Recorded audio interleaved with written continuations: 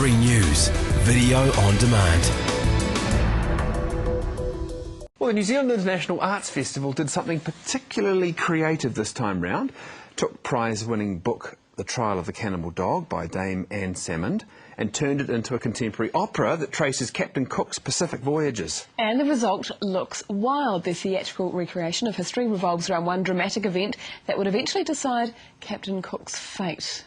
Now we're joined now by the director, Christian Penny, and soprano, Deborah Wai Kapohe, who plays the Tahitian Queen, I think, Deborah, do you? Hi, guys. Yes, I do indeed. In fact, my character morphs from a Tahitian Queen to Tupaia Navigator to a Mai who went to Covent Garden, through to a bird character and through to a nurse. So I'm constantly evolving and transforming. What a fantastic role. Hey, tell us, Christian, about this play. What's the story about and how does it all translate?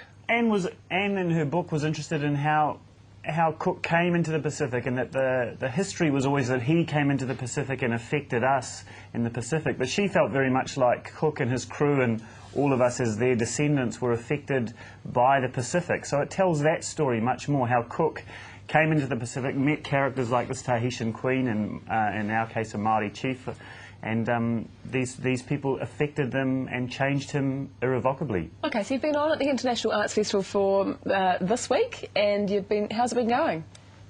Oh, people love it. Absolutely love it.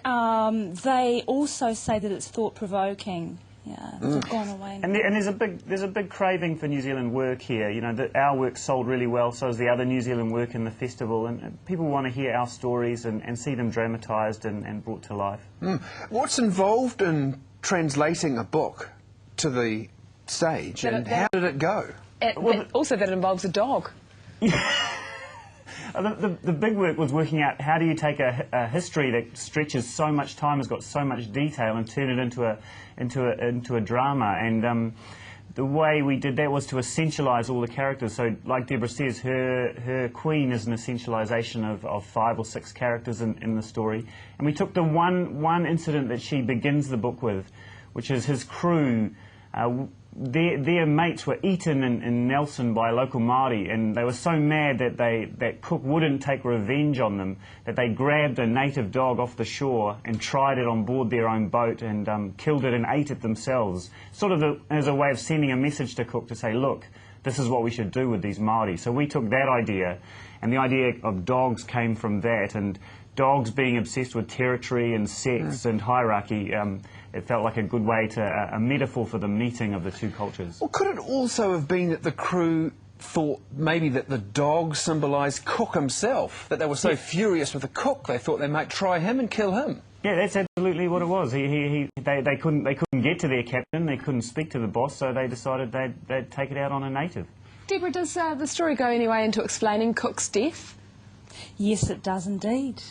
And I don't want to say too much about that because it's magical the way they do it, and very emotional, very powerful. And my mum came away saying, wow, I never thought about how he died. And we won't give too much away, and we won't tell you whether the dog survives either. But it's a huge venue, isn't it, the Opera House, and you've managed to pack it out. Yeah. It's I mean, it's an opera, so you have to play on that kind of scale to make it all work. But it's you know, people want to come and see our stories, and, you know, Cook's an icon to all of us. He's a complete fascination, but we don't really know him, so I think people in part are coming to understand, you know, our origins. And is it on tonight and tomorrow night? That's right, 7:30. That's the last 2 nights, last chance? Yep, and there's still tickets. Good stuff. OK, Deborah, just quickly, what's your career like at the moment? Because, I mean, you're prolific, aren't you? I'm very busy, yes, both as a singer and a songwriter, but now I'm retrained to be a lawyer at Sydney University. So in fact this opera really I found very interesting from a legal point of view, you know, thinking of it in criminal law terms. I mean, we began our course looking at the trial of animals, and also on an international law basis and the claiming of land from Indigenous peoples, and in a way the use of force when it comes to settling conflict and dispute resolution. Intriguing, actually. So you was almost like an advisory role as well as being a character on stage.